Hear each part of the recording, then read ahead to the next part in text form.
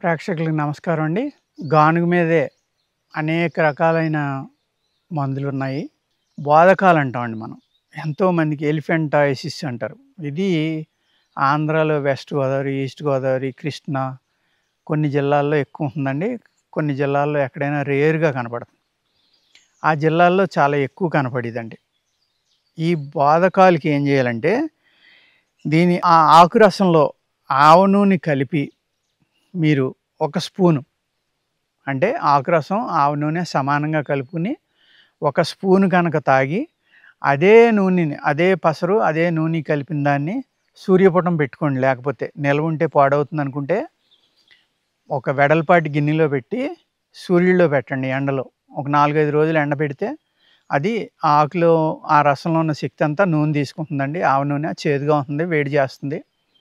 మీ శరీర లక్షణాలను బట్టి తీసుకోండి.